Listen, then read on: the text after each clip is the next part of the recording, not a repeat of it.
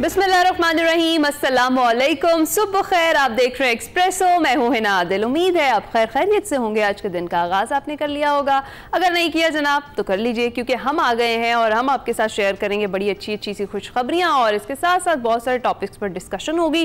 Talent से भी आपकी मुलाकात करवाएंगे। आगाज़ में जनाब हम सब मुबारकबाद पेश कर रहे हैं अरशद नदीम को। पाकिस्तान का वो फ़ख्र हैं, उन्होंने अपनी कामयाबियों का सफ़र जारी रखा है, तो हम कहेंगे शाबाश अरशद। इस्लामिक सॉलिडेरिटी गेम्स की बात करें पाकिस्तान के स्पोर्ट्स हीरोज़ ने धूम मचा दी है वहाँ पर, और कल हमने इनको गुड लक भी विश किया था। पाकिस्तान का नाम दुनिया भर में फ़ख्र से बुलंद कर दिया है। सऊदी अरब के दारुल-हुकूमत रियाद में इस्लामिक सॉलिडेरिटी गेम्स के जेवलिन थ्रो मुकाबले में पाकिस्तान के ओलंपियन अरशद नदीम ने मैदान मार लिया है और गोल्ड मेडल जीत लिया है, और यही तवक्कुआत उनसे हम कर रहे थे।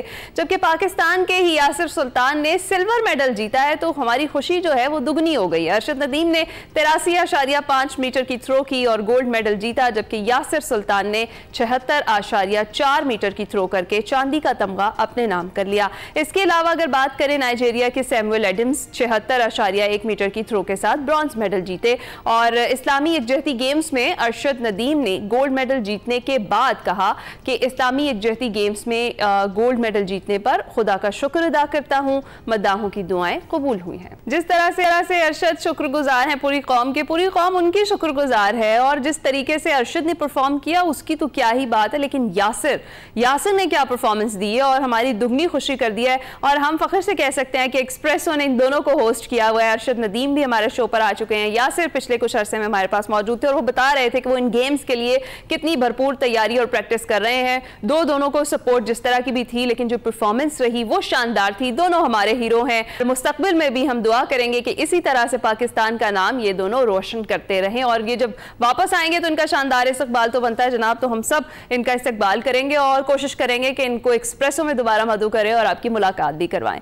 अब जनाब आगे बढ़ते हैं, और चूंकि मुल्क में जूजू सर्दी बढ़ रही है, जो सियासी दर्जा हरारत है वो गर्म होना शुरू हो गया है। 27वीं तरमीम को लेकर के ऑपोजिशन जमातें सरापा एहतजाज हैं, और जुम्मे को मुल्क भर में एहतजाज करने का ऑलरेडी ऐलान कर चुकी हैं।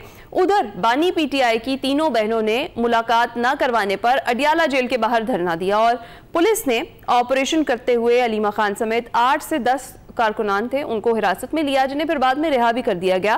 तहरीके तहफ़्फ़ुज़ आईन पाकिस्तान के रहनुमा बानी पीटीआई की बहनों से इज़हार यकजहती के लिए बनीगाला पहुंचे। गुफ्तगू करते हुए तहरीके तहफ़्फ़ुज़ आईन पाकिस्तान के सरबराह महमूद खान अचकज़ई ने मिसाके आईन व जमहूरियत पर दस्तखत करने की पेशकश कर दी। उन्होंने ये कहा कि अगर तमाम जमातों के सरबराह इत्तफाक कर लें तो बानी पीटीआई से दस्तखत करवाना मेरी जिम्मेदारी है।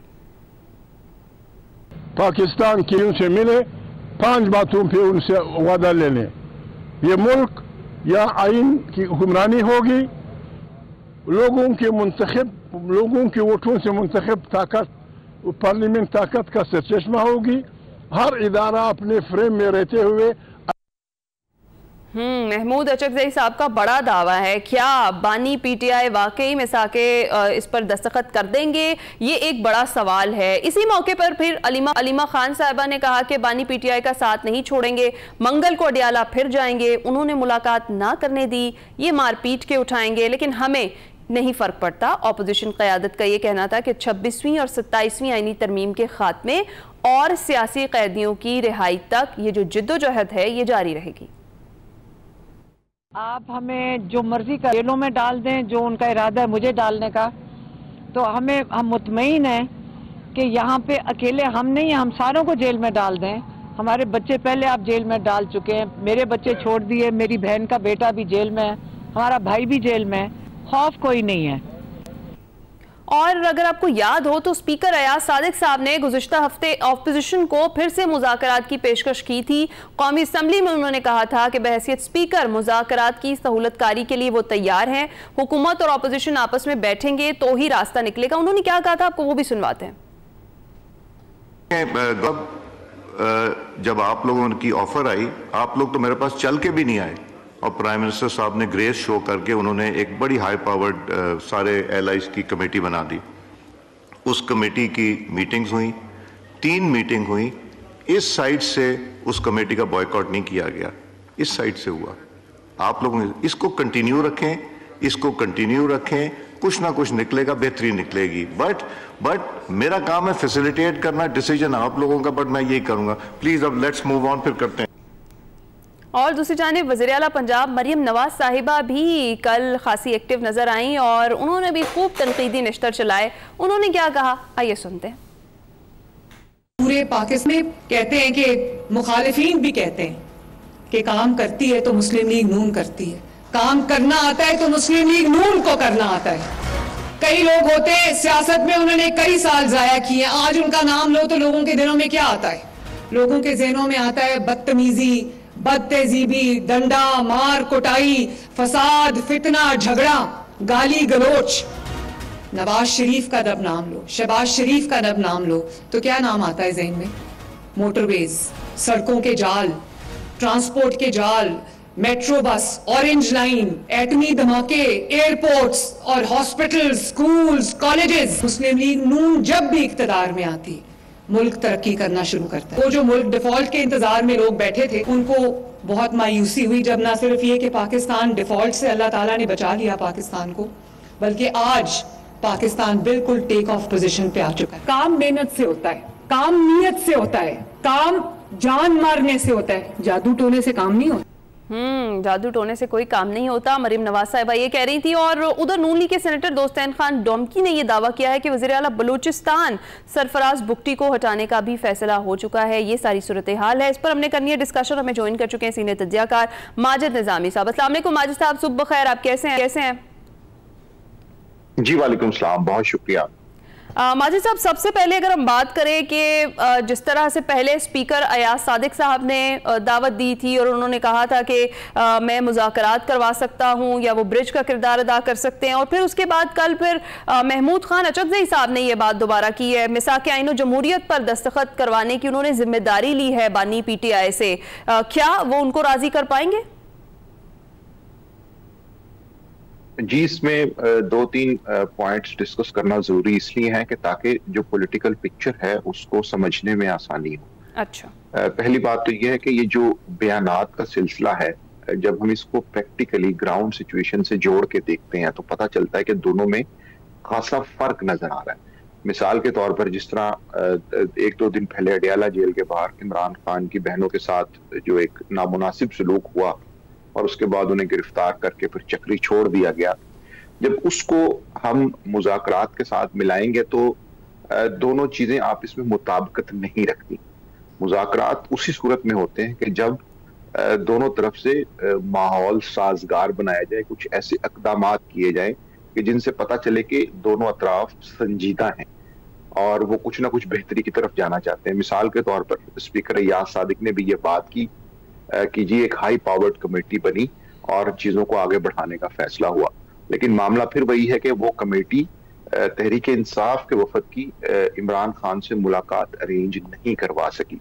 तो कहीं ना कहीं गवर्नमेंट की साइड से पार्लियामेंट के अंदर जो मौजूद जमातें हैं उनकी भी लिमिटेशंस हैं, और तहरीक इंसाफ ने जो मैंडेट महमूद खान अचकज़ई को और दूसरे रहनुमाओं को दिया है वहां पर भी उनको अभी बहुत से अगर मगर का सामना है। तो इसलिए मैं नहीं समझता कि आने वाले दिनों में या मुस्तकबिल करीब में कोई सियासी दर्जा हरारत में कमी आएगी, क्योंकि सियासी दर्जा हरारत में कमी लाने के लिए ये जरूरी है कि दोनों तरफ से कुछ ऐसे इक़दामात किए जाएं कि जिससे पता चले कि अब पॉलिटिकल टेम्परेचर जो है वो नीचे जाना शुरू हो गया और चीजें बेहतरी की तरफ जा सकती हैं। अगर तो दोनों तरफ से एक दूसरे के ऊपर तनकीद का सिलसिला जारी रहेगा, गिरफ्तारियां उसी तरह होती रहेंगी, बदसलूकी के मामला होते रहेंगे, तो मैं नहीं समझता कि उससे कोई पॉलिटिकली आप चीजों को बेहतर कर सकेंगे। सूरत हाल जू की तू रहेगी। हाँ, अगर तहरीक इंसाफ और हुकूमत दोनों ये चाहते हैं कि मामला में बेहतरी हो तो सबसे पहले सियासी टेम्परेचर को कम करना होगा, और वो इसी तरह कम होगा हुकूमत की जानिब से कोई गिरफ्तारी ना हो, कोई इंतकामी कार्रवाई ना हो, जबकि तहरीक इंसाफ की जानिब से उस तरह के जो तनकीदी बयानात हैं या जारहाना पॉलिटिक्स है उसमें थोड़ी सी कमी आए। क्योंकि आपको नहीं लगता कि दोनों तरफ से फिर लचक दिखानी ज़रूरी हो जाएगी जिस तरह आप कह रहे हैं, वरना तो मामला इसी तरह से लटके रहेंगे। और क्योंकि हुकूमत कुछ कहती है तो जो पाकिस्तान तहरीक इंसाफ है वो अपने बहुत सारे मुतालबात रख देती है और कहती है कि इन मुतालबात को पहले माना जाए फिर उसके बाद ही कोई बात होगी। तो दोनों तरफ से बराबर लचक दिखानी चाहिए ताकि मुज़ाकरात हो सके, टेबल टॉक पर आए ये दोनों। जी बिल्कुल, गवर्नमेंट को इसलिए भी फिक्र नहीं है कि एक तो तहरीक इंसाफ की जानिब से किसी बड़े एहतजाज का कोई खतरा मौजूद नहीं है, और तहरीक इंसाफ के अंदर एक इंटरनल भी रिफ्ट मौजूद है कि हमें कौन सी पॉलिसी अपनानी चाहिए, हमें जारहाना पॉलिसी अपनानी चाहिए, मुज़ाहमत करनी चाहिए, नहीं करनी चाहिए, मुज़ाकरात की तरफ जाना चाहिए या नहीं जाना चाहिए। अली अमीन गंडापुर इस सिलसिले में कोशिश करते थे तो बाकायदा उनको पार्टी की जानिब से तनकीद का निशाना बनाया गया, उनको अलग कर दिया गया और एक फ्रंट फुट पे खेलने वाले चीफ मिनिस्टर को वो ले आए। तो इसी तरह जो गवर्नमेंट की बात करें तो वहां पे हमें ये देखने को मिलता है कि क्या उनके पास 2/3 मेजोरिटी आ चुकी है, कानून साजी में, तरामीम में वो कंफर्टेबल हैं, उन्हें किसी जमात की या किसी अपोजिशन की जो है वो हमायत की जरूरत नहीं रही। तो इसलिए जब हम दोनों कैंप्स की सिचुएशन देखते हैं तो उसमें ये चीज साफ जाहिर होती है कि मुस्लिम लीग नून की गवर्नमेंट को भी कहीं ना कहीं इस चीज की जरूरत नहीं है, उन्हें कोई ऐसा खतरा महसूस नहीं हो रहा कि जिसकी बुनियाद के ऊपर वो कहें कि जी हमें तहरीक इंसाफ से बात करना ही करना है।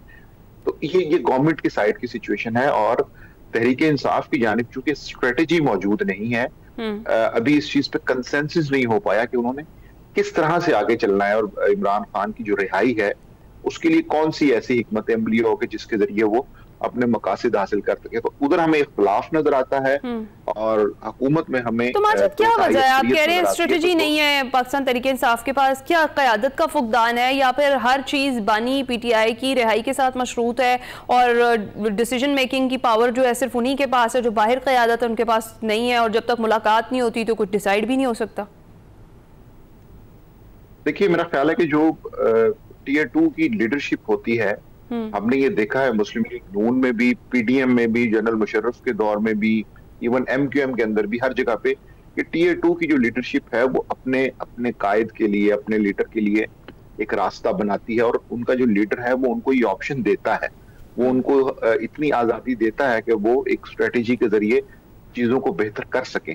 तो प्रॉब्लम ये है कि तहरीक इंसाफ में हमें इस चीज की कमी नजर आती है। एक तो ये है कि चीजें सारी की सारी इमरान खान से मशरूत है, दूसरा ये कि वो जो टियर 2 की लीडरशिप है उसको एम्पावर नहीं किया गया कि वो अपनी तरफ से कोई रास्ता निकाल सके। मिसाल के तौर पे 26वीं आईनी तरमीम में या उससे पहले कुछ बातचीत की कोशिश की गई, लेकिन एंड पे प्रॉब्लम यही आता था कि वो चीजें जब आप इमरान खान से मंजूर करवाने जाते थे वहां पे इशू आता था। तो इसलिए मैं नहीं समझता कि इस वक्त जो एक डेडलॉक की कैफियत है उसमें किसी कमी की कोई सूरत नजर आ रही है। उसकी वजह ये कि दोनों पार्टीज जो हैं वो इस लेवल पे पहुंच चुकी हैं कि वहां पर उन्होंने बहुत कुछ खो दिया है और तलखी बहुत बढ़ गई है। अच्छा, तो इसलिए मुझे नहीं लगता कि इस मामले के अंदर अभी 1-आध महीने में या 2 महीने में कोई बेहतरी देखने में आ सकती। अच्छा, तो जिस तरह से आपने कहा कि हुकूमत को ख़तरा नहीं है पाकिस्तान तहरीक इंसाफ के से कि किसी तरह का कोई बड़ा एहतजाज या मौसर एहतजाज ये कर सकते हैं, ये जो 27वीं तरमीम को लेकर अपोजिशन ने एहतजाज का ऐलान किया है, आपको लगता है कि जो कल के लिए ऐलान किया गया है तो अपोजिशन किसी किस्म का मौसर एहतजाज कर पाएगी? देखिए, ये जो कल का एहतजाज है ये तो इसे जिस तरह हम एक अवामी ज़बान में एक टोकन एहतजाज कहते हैं कि जिसके अंदर आप अपनी जो मामलात हैं उनको रजिस्टर करवाते हैं, आप बताना चाहते हैं कि जी हमारा ये एक मुतालबा है, उसके लिए हम ये एक एहतजाज कर रहे हैं। लेकिन ये समझना कि उससे कोई लॉ एंड ऑर्डर की सिचुएशन खराब होगी या उसकी बुनियाद के ऊपर हुकूमत परेशान नजर आएगी, तो ऐसा नहीं है। ये सिर्फ एक कॉन्टिन्यूएशन है कि आप अपने कारकुन को एक्टिव रखें, पार्लियामेंट के अंदर और बाहर एक एक्टिविटी दिखाते रहें ताकि आप ऑपोजिशन का किरदार अदा करते रहें। इससे बढ़कर मैं नहीं समझता कि इसकी बुनियाद पे अगर हम ये एक्सपेक्ट करें कि जी कोई इसका ऐसा बड़ा रिजल्ट निकलेगा तो हालात संगीन हो जाएंगे या कोई ऐसी लॉ एंड ऑर्डर की सिचुएशन होगी जिसमें गवर्नमेंट परेशान होगी। क्योंकि पंजाब के अंदर बुनियादी तौर पे जब तक आप एक बड़ी एक्टिविटी पॉलिटिकल नहीं करेंगे तो उस वक्त तक मामलात आपसे मुराद तहरीक इंसाफ जो है वो उसको हासिल नहीं कर पाएगी। तो पंजाब में मुझे इस वक्त ऐसा कोई मोमेंटम नजर नहीं आता, कल के लिए भी और आने वाले दिनों में भी। तो जब पंजाब के अंदर पॉलिटिकल एक्टिविटी नहीं होगी तो उसके बाद ये समझना कि पंजाब में तो हम, आपकी बात दुरुस्त है, कोई पाकिस्तान तहरीक इंसाफ की कोई लीडरशिप भी एक्टिव नहीं देखते।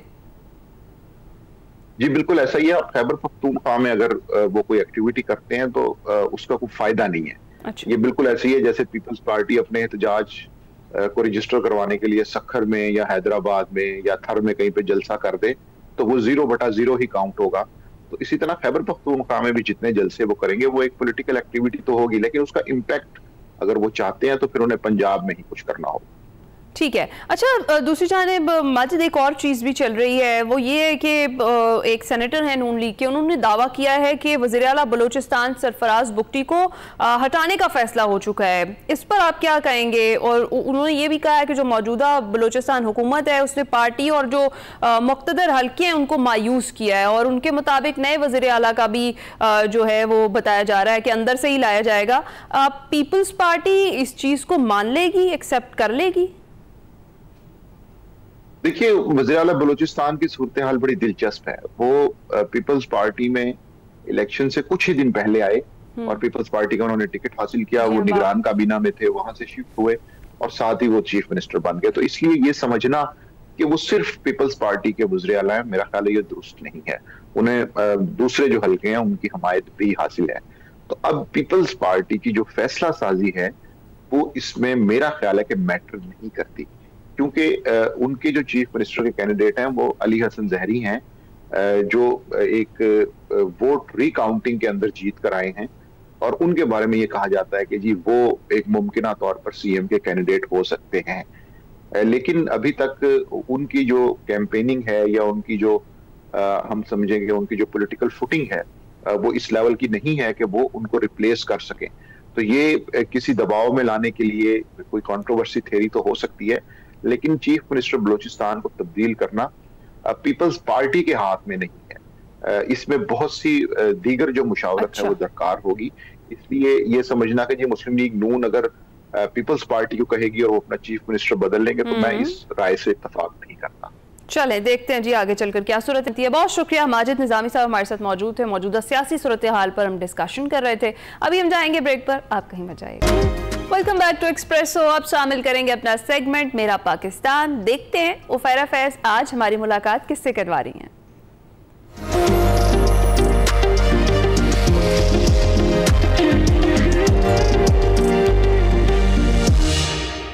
जिंदगी के दबाव, थकन और उलझनों के दरमियान कभी कभी एक ब्रश, चंद कलर्स और एक कैनवस भी आपके दिल और दिमाग को सुकून दे सकते हैं, जो अल्फाज नहीं दे पाते, और इसी को आर्ट थेरेपी बोलते हैं। तो आइए चलते हैं और आज के सेगमेंट में ये जानते हैं कि किस तरीके से एक आर्ट के जरिए आप अपनी लाइफ के स्ट्रेसेस को और एंजाइटीज़ को कम कर सकते हैं।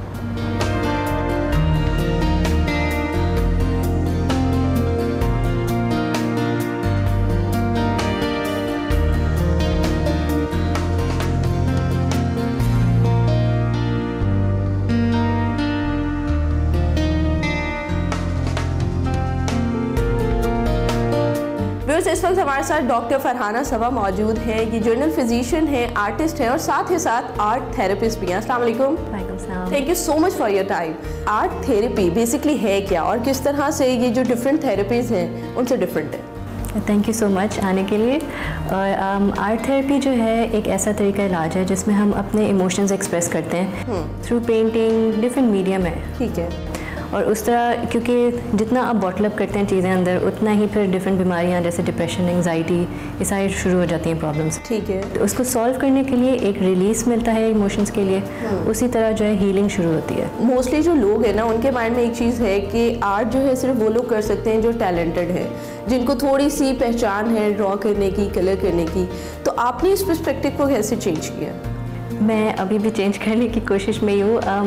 आर्टिस्ट होना बिल्कुल भी ज़रूरत नहीं है। ठीक है। क्योंकि we don't make perfect paintings. आपको आउटकम का कुछ नहीं देखना है, आपको क्या देखना है कि आप कैसे अपने इमोशंस रिलीज़ कर रहे हैं। बेशक आप स्क्रिबल करें, आप डिफरेंट रैंडम स्ट्रोक्स ब्रश के लगाएं, मतलब परफेक्ट पेंटिंग तो बनानी नहीं है। और मैं गाइड करती हूँ यूजली कि डिफरेंट एक्टिविटीज़ होती हैं उनके ज़रिए कि आप एक पर्टिकुलर एक्टिविटी जिस दिन की जैसे मंडालाज अगर हम पेंट करते हैं तो उसमें गाइड करती हूँ साथ साथ थोड़ा थोड़ा, ताकि अगर किसी को हो कि हम सही पेंट नहीं कर रहे हैं तो आई गाइड देम साथ साथ कि आपने कैसे करना है और कैसे लेके चलना है। ठीक है।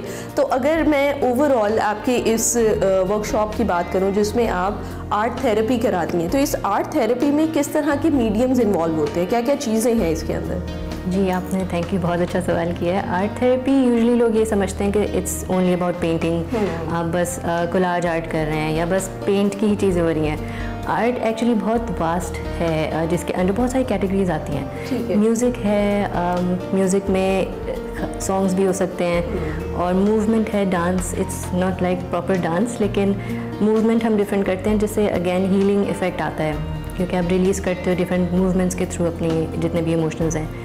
वर्ड्स हैं पोइट्री के थ्रू। अभी मैंने स्टार्ट किया विद पेंटिंग, क्योंकि लोगों को ज़्यादा कॉन्सेप्ट पेंटिंग का ही है, तो आहिस्ता आहिस्ता मैं सारे इंट्रोड्यूस करवाऊँगी। ठीक है। अच्छा, आपके पास यहाँ पर जो बच्चे आते हैं या बड़ी एज के भी लोग आते हैं, मतलब डिफरेंट एज वेरी करती है आपके पास इस वर्कशॉप में जो लोग आते हैं, तो मुझे ये बताएं कि चाहे बच्चा हो या बड़ा हो, इस थेरेपी का जो असर है दोनों पर सेम होता है या डिफरेंट होता है, अगर हम एज फैक्टर के पॉइंट ऑफ व्यू से बात करें? बिल्कुल, बहुत अच्छा सवाल है। दोनों पे, सब पे जो है इक्वली होता है। अच्छा। क्योंकि माइंड और आपके ब्रेन पे कंट्रोल आप कैसे कर सकते हैं इन डिफरेंट टेक्निक्स के थ्रू, तो आप different age groups, age young age teenagers और उससे ज़्यादा बड़े एल्डरली जितने भी पेशेंट्स हैं, 60 अबव भी जितने भी हैं, पूरी एज रेंज के लिए है ये। तो यूजुअली लोग आते हैं, अम्मी बेटा भी आते हैं, अपने बच्चों को लेके आते हैं, पूरा ग्रुप थेरेपी भी होती है, तो बहुत अच्छा इफ़ेक्ट आता है, क्योंकि इसका साइंस ने प्रूव भी कर दिया है अब नहीं बल्कि काफ़ी अरसे से, कि इसका ब्रेन पे इतना अच्छा इफेक्ट है कि आपके जितने भी हार्मोन्स जो रिलीज़ होते हैं, जो हैप्पी हार्मोन्स हम कहते हैं, जिसमें आपके सेरोटोनिन है और डिफरेंट हार्मोन्स हैं, वो रिलीज़ होते हैं ये एक्टिविटीज़ करते हुए। अच्छा, एक चीज़ मैं यहाँ पे जानना चाहती हूँ आपसे, आप बेसिकली जनरल फिजिशियन हैं, साथ साथ आर्टिस्ट भी हैं, एंड देन ये आर्ट थेरेपी भी आप करा रही हैं, तो मुझे बताएं ये इंटरेस्ट कैसे डेवलप हुआ जर्नल फिजिशियन से आर्ट थेरेपिस्ट तक का, ये जो सफ़र है ये कैसा था? My mom is an artist, तो उनको देख देख के मैं एज अ हॉबी बचपन से करती थी पेंट, जितना भी घर पे थोड़ा बहुत कर लिया। लेकिन जब उसका इफ़ेक्ट मुझे बचपन से ही जब पता लग रहा था कि कुछ तो है, फिर आहिस्ता आहिस्ता जब मैं मेडिसिन में आई तो मैंने रिसर्च की और मुझे पता लगा वाकई, जब रिसर्च आर्टिकल्स पढ़े कि इसका वाकई प्रूवन रोल है। जो मुझे चीज़ें फ़ील होती थी, जैसे फॉर एग्ज़ाम्पल मेरा फोकस शार्प हो जाता था, वो सारी चीज़ें, तो उस तरह करते करते इवेंचुअली मैं स्पेशलाइजेशन कर ली, लेकिन मैं साथ साथ सारी चीज़ें लेके चल रही थी। ठीक है। खुद पे भी मुझे नज़र आया हुआ उसका इफेक्ट, मैं फ्रेंड्स और फैमिली को भी रिकमेंड कर करके मुझे नज़र आया था। तो इवेंचुअली फिर आई डिसाइडेड कि मैं थोड़ी सी इसकी भी ट्रेनिंग लेके, why not provide a very good healthy alternative, क्योंकि मेडिसिन फ्री ऑल्टरनेटिव है। बिल्कुल ऐसा ही है। अच्छा, यहाँ पे मैं इस वक्त जितना मटेरियल भी देख रही हूँ तो मोस्टली यहाँ पर वाटर कलर्स ही मौजूद है और एक्रेलिक्स जो है वो बड़े लिमिटेड क्वांटिटी में। इसकी क्या वजह क्या है इसकी कि आप वाटर कलर में ज़्यादा इंटरेस्टेड है एज कम्पेयर टू एक्रेलिक्स? हर किसी के लिए इंडिविजुअल के लिए ना सेपरेट आप ट्राई करते हो, तो देयर समथिंग जो आप रिलेट कर सकते हो बहुत अच्छा, आपको सूदिंग भी लगता है।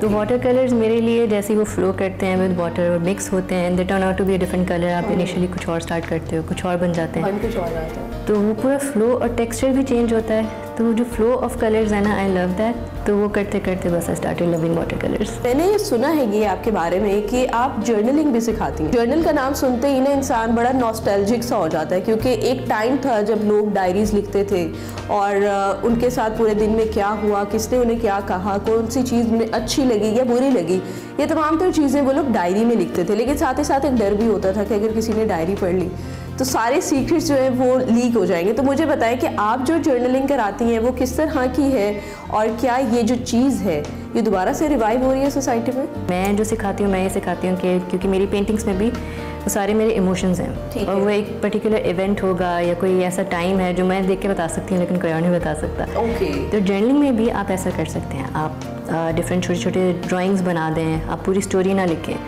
तो when you look at the picture later on आपको याद आएगा कि हाँ ये मेरा वो मोमेंट था और उसको कोई डिकोड नहीं कर सकता। बिल्कुल ज़बरदस्त। आप स्टिकर्स लगा सकते हो, आप कोलाज आर्ट कर सकते हो। अच्छा, आपके पीछे बिल्कुल एक पेंटिंग पड़ी हुई है, मुझे बताएं कि आपका आर्ट फॉर्म है, तो मुझे बताएं कि इस आर्ट में, इस आर्ट पीस में आप क्या दिखाना चाह रही हैं? उस वक्त मैं एक्रेलिक्स क्योंकि फ़र्स्ट टाइम स्विच कर रही थी वाटर कलर से एक्रेलिक्स मीडियम में, तो this is kind of an inspiration.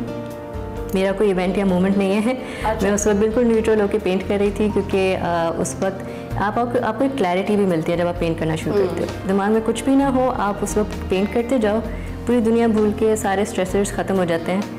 तो this is what I was doing उस वक्त। जब आपके पास यहाँ पर लोग आते हैं वर्कशॉप्स के लिए, तो कलर साइकोलॉजी भी आप देखती हैं कि किस तरीके से कौन सा जो शख्स है वो कौन सा कलर इस्तेमाल कर रहा है, कौन से कलर साइकोलॉजी के साथ रिलेट करते हैं, ये सब चीज़ें भी इन्वॉल्व होती हैं इसमें? बिल्कुल ऐसा ही है, क्योंकि मैं गाइड करती हूँ, कलर्स में सामने रख देती हूँ और मैं उनको चॉइस देती हूँ कि आपने कोई भी मीडियम जो कलर्स उठाने हैं, कलर पेंसिल्स उठा लें, कुछ भी जो उनको सही लगता है, और कलर्स भी खुद ही चूज़ करेंगे। ठीक है। उस वक्त जो उनका मूड होगा, जो इस वक्त इमोशंस हैं, वो उस हिसाब से पिक करते हैं। और मैं later on at the end of the session बताती हूँ कि व्हाट इट एक्चुअली मेंट। जो आपने चीज़ें उठाई हैं रैंडम नहीं थे, आपके दिमाग में कुछ था और वो मैंने रीडायरेक्ट किया हुआ था आपको शुरू से। क्योंकि I do a combination of activities एक सेशन में, मतलब सिर्फ एक आर्ट क्रिएशन नहीं होती है उसमें। शुरू में हम मेडिटेशन, ग्राउंडिंग एक्सरसाइजेस करते हैं, फिर उसके बाद हम मूव करते हैं जर्नलिंग में, जिसमें मैं प्रॉम्प्ट्स देती हूँ। प्रॉम्प्ट से उनका एक दिमाग ट्यून हो जाता है एक तरफ, एक थीम की तरफ, फिर वो उस हिसाब से पिक करते हैं कलर्स और उस हिसाब से फिर एक आर्ट क्रिएट करते हैं। अच्छा, अगर मैं जानना चाहूँ कि वो जो प्रॉम्प्ट्स होते हैं वो किस तरह के होते हैं? वो बड़े केयरफुली मैं सोच के सारा प्लान करती हूँ, क्योंकि every workshop has a different theme. ठीक है। और उसमें I don't like calling them workshops, he sessions हैं। अच्छा, सेशन है जी, क्योंकि थेरेपी सेशंस। बिल्कुल, क्योंकि हीलिंग है, मेन रोल हीलिंग का करना है। तो उसमें ये होता है कि एक थीम में डिसाइड करती हूँ कि, और उसके हिसाब से जर्नलिंग प्रॉम्प्ट्स खुद ही लिख के डिसाइड करती हूँ कि आज ये प्रॉम्प्ट्स देने हैं, ताकि एक पर्टिकुलर पार्ट ऑफ लाइफ आपका वो हील होना शुरू हो। अच्छा, मुझे ये बताइएगा, ये जो सेशंस होते हैं, हीलिंग सेशंस जिनका भी हम जिक्र कर रहे हैं, ये कितने टाइम ड्यूरेशन के होते हैं? मतलब अगर कोई शख्स यहाँ पर आके अपनी रजिस्ट्रेशन करवाता है तो ये टाइम ड्यूरेशन कितना होता है? 2 आवर्स सारी एक्टिविटीज़ करते करते इसी में मैं कंप्लीट करती हूँ। ठीक है। और उसी में जो सही इफ़ेक्ट आना शुरू होता है 2 आवर्स में नज़र आना शुरू। और ये वन टाइम सेशन होता है? नहीं, इट्स क्योंकि एवरी टाइम न्यू थीम है और वो डिफरेंट पार्ट्स ऑफ लाइफ को कवर करती है। ठीक है। क्योंकि बहुत से एस्पेक्ट्स हमें लाइफ के जिसमें हमें हीलिंग चाहिए, कोई एक नहीं है। तो इस तरह मैं किसी से, क्योंकि मैं पूछती नहीं हूँ कि आपकी स्टोरी क्या है, what did you go through in life. अच्छा, मतलब कोई भी आपके पास आएगा तो उसको अपनी स्टोरी बताने की जरूरत नहीं है, और ना ही आप पूछती है, और आप खुद ही डिकोड कर लेती हैं। बिल्कुल, through colours, through art. Wow.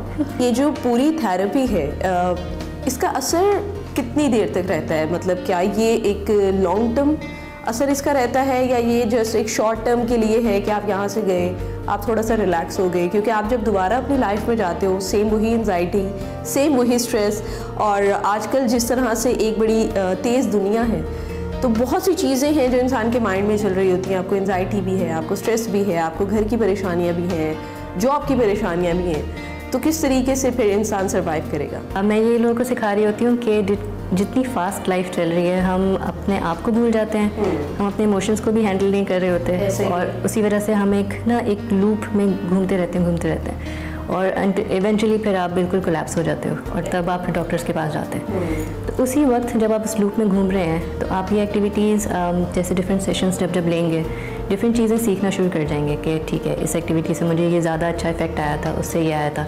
फिर आप घर पे खुद ही अडॉप्ट कर सकते हैं, क्योंकि आपको एक दफ़ा जिस चीज़ से सुकून मिल जाएगा, आप बार बार वो चीज़ करना चाहेंगे, और आपको क्योंकि दोबारा आने की ज़रूरत नहीं है, आप सीख गए एक दफ़ा, तो फिर आप खुद ही अडॉप्ट करके डेली लाइफ में थोड़ा थोड़ा करते रहेंगे इम्प्लीमेंट, और उसके बाद इवेंचुअली ये लॉन्ग टर्म ही चलता रहेगा फॉर लाइफ। जो लोग भी स्ट्रेस का शिकार है, एंजाइटी का शिकार है, या डिफरेंट प्रेशर्स हैं, सोसाइटी के प्रेशर हैं, उनसे अगर वो डील करना चाहते हैं लेकिन घर पर वो यहाँ नहीं आ सकते, आपसे कांटेक्ट नहीं कर सकते, तो वो क्या तरीकाकार होगा कि वो घर पर ही कुछ ऐसी एक्टिविटी में इन्वॉल्व हो जाएं, कुछ ऐसी चीज़ों में इन्वॉल्व हो जाएं, ताकि उनको एक इंस्टेंट जो है वो रिलीफ मिल सके? बिल्कुल। मैं अगर मेरे सेशंस में नहीं आ सकते तो 1-2 सेशंस लेके वैसे वो सीख जाते हैं, लेकिन अगर नहीं आ सकते तो भी मैं अपने पेज पे छोटी छोटी एक्टिविटीज़ ज़रूर डालती हूँ। अच्छा। जो वो देख के जो उनको सूट करे, क्योंकि डिफरेंट मीडियम्स हैं। अगर वो पेंट नहीं करना चाहते तो डायरी में चीज़ें लिख सकते हैं। हमारे प्लेटफॉर्म के थ्रू आप लोगों को कोई मैसेज देना चाहती हैं तो प्लीज़। आर्ट थेरेपी जो है आप उसको एज अ हॉबी भी ले सकते हैं, लेकिन लोग कैजुअली भी टर्म लेते हैं कि ये हीलिंग करती है, थेरेपी है टाइम पास करने के लिए, लेकिन it's not really just a time pass thing. आप इतनी पावरफुल टूल है कि आप डेली लाइफ में उसको अडॉप्ट करें और ख़ुद भी उसका इफेक्ट देखें। And I would love to help you. मेरी सेशंस में ज़रूर आएँ। I will guide you about what art therapy really is. Thank you so much doctor Farhana for your time. Viewers, doctor Farhana जैसे लोग ये बात साबित कर रहे हैं कि ज़िंदगी के रंग सिर्फ कैनवस पर नहीं बल्कि दिलों में भी भरे जा सकते हैं। इसी के साथ मुझे इजाज़त दीजिए और देखते रहिए Expresso. Welcome back to Expresso. Pakistan समेत दुनिया भर में आज आलमी यौम इत्फाल मनाया जा रहा है और इस दिन को मनाने का बुनियादी मकसद ये है कि बच्चों की तालीम, सेहत, तफरीह और ज़हनी तरबियत के हवाले से शऊर उजागर किया जाए ताकि दुनिया भर के बच्चे मुस्तक़बिल में माशरे के मुफीद शहरी बन सकें। इस साल चिल्ड्रन डे के हवाले से पाकिस्तान का थीम है बच्चे हमारा मुस्तक़बिल और जिम्मेदारी। पाकिस्तान के हवाले से अगर बात की जाए तो यहाँ बच्चों की ज़िंदगी बहुत हद तक मुतासिर और काबिल रहम है। वालिदैन के आपसी झगड़े या उनमें से किसी एक का सख्त रवैया बच्चों में नफ्सियाती मसाइल का सबब बनता है, तो कहीं शदीद घरेलू रंजिशों में बच्चों के साथ इम्तियाजी सलूक बढ़ता जाता है और उन पर जिस्मानी और जहनी तशद्दुद इस अंदाज में किया जाता है कि ये रिश्तों तक से बदजन होकर डिप्रेशन का शिकार हो जाते हैं और उनकी इज्जत नफ्स को सबके सामने कुचल कर रख दिया जाता है। उनकी पसंद नापसंद को देखा जाता है और ना समझा जाता है। उनके जज्बात और एहसासात की कदर नहीं की जाती। वालिदैन में से कोई एक ना रहे तो उन्हें धुतकारा जाता है। इसी तरह उनकी आंखें, उनकी ज़िंदगी असल खुशियों और रौनकों से इस तरह महरूम हो जाती है कि बच्चे आगे चलकर बेरा रवी का शिकार हो जाते हैं। दुनिया भर में हुकूमतें मुस्तकबिल के मेहमारों के मुस्तकबिल के लिए कोशा हैं। इस पर मजीद बात करने के लिए हमारे मौजूद हैं सारा अहमद साहिबा, चेयरपर्सन चाइल्ड प्रोटेक्शन ब्यूरो हैं। बहुत शुक्रिया सारा साहिबा आपके वक्त का। पाकिस्तान समेत दुनिया भर में बच्चों का ये जो आलमी दिन मनाया जा रहा है, इस दिन की अहमियत पर ज़रा रोशनी डालिएगा और मौजूदा दौर में बच्चों का तहफ़्फ़ुज़ क्यों इतना ज़्यादा इम्पॉर्टेंट हो गया है, वो कौन से ख़तरात हैं जिनसे बच्चों को बचाना सबसे ज़रूरी है। नवंबर 20 पूरी दुनिया में वर्ल्ड चिल्ड्रंस डे मनाया जाता है। इस दिन को मनाने का मकसद है कि हम अपने बच्चों को भी उतनी ही अहमियत दें जितनी एक अडल्ट और जितनी हम अपने आप को देते हैं, क्योंकि बच्चों की भी उतनी ही dignity, self respect, self esteem होती है जो कि अडल्ट की होती है। आज हम देखते हैं कि बच्चों के साथ काफ़ी जुल्म, ज्यादती, सेक्शुअल अब्यूज़, फिजिकल अब्यूज़, उनसे भी मंगवाई जा रही है, उनको घरों पर मुलाजमत पे रखे जाते हैं। उनको ये सारे जो है ये बच्चे वल्नरेबल होते हैं, उनके साथ कुछ भी वहाँ पे हो सकता है। इन बच्चों को अहमियत देने की ज़रूरत है क्योंकि बच्चे हमारी कौम का मुस्तकबिल है और ये एक ऐसा सेगमेंट है जो कि इंतहाई सबसे ज़्यादा वल्नरेबल सेगमेंट जो अपनी ही आवाज़ नहीं उठा सकते। ये दिन इसलिए है कि हम उनकी आवाज़ उठाएं, हम उनकी बात करें, हम उनके प्रोटेक्शन की बात करें। बिल्कुल ज़रूर उनकी प्रोटेक्शन की बात की जाए। अच्छा सारा साहिबा, सुबह पंजाब में अगर बात करें तो बच्चों के हुकूक के तहफ़्फ़ुज़ के लिए इस वक्त कौन सी नई पॉलिसीज़ हैं जिन पर काम हो रहा है? जी देखिए, we have really good policies. ये चाइल्ड प्रोटेक्शन पॉलिसी जो अप्रूव हुई, इट्स अ बिग माइलस्टोन। इसके अलावा काफ़ी कवानीन है, जैसे हमारा Punjab destitute neglected childrens act है, इसमें कुछ तरमीम की ज़रूरत थी, वो अभी हमने रिसेंटली पंजाब असेंबली से करवाई है। वो चाइल्ड बेगरी रिलेटेड कुछ चीज़ें थी जिसमें हमारे जज साहब ने हमें रिकमेंड किया, and we know we got it done. इसी तरह और भी लॉज हैं, पीपीसी का जो कानून है उसमें जो बच्चों के साथ अब्यूज़ किया जाता है, सेक्सुअल अब्यूज़, उसके किडनैपिंग, उस सबकी जो है कानून मौजूद है। So we don't need more policies और लॉज, वी नीड इम्प्लीमेंटेशन। जहाँ पे हम हमारा जो मतलब हम जहाँ लूपहोल है हमारा, वो इम्प्लीमेंटेशन पे, वो इन्वेस्टिगेशन, जुडिशरी, प्रोसिक्यूशन, ये अमल बहुत स्लो है, इसको तेज़ करने की ज़रूरत है, इसको सीरियसनेस के साथ देने की ज़रूरत है ताकि विक्टिम को प्रोटेक्शन दी जाए और जो जुर्म करता है उसको सज़ा दी जाए ताकि डिफरेंस क्रिएट हो। बिल्कुल ठीक है। अच्छा ये भी बताइएगा कि जो लावारिस या फिर जो नज़रअंदाज शुदा या फिर तशद्दुद का शिकार बच्चे हैं, उनके लिए हुकूमती सतह पर सबसे बड़ा चैलेंज क्या है? जी जब आप बात करते हैं लावारिस बच्चों की या अबैंडन बच्चों की, निगलेक्टेड बच्चों की, तो सबसे बड़ा चैलेंज ये फेस करते हैं, जो करती हूँ मैं, वो है कि जब शहरी गुजरती हैं और वो देखते हैं कि बच्चा भीख मांग रहा है और वो यतीम है, वो अबैंडन्ड है, वो भीख मांग रहे हैं, तो उसको हमदर्दी में भीख दे देते हैं। उससे क्या होता है कि ये जो एक माफिया भी इसमें ऑपरेट कर रहा होता है और ये प्रोफेशनल बेगर्स होते हैं, तो उनका जो हैंडलर होते हैं उनको वो पैसे जाते हैं। तो आप इंकरेज कर रहे हैं इसको।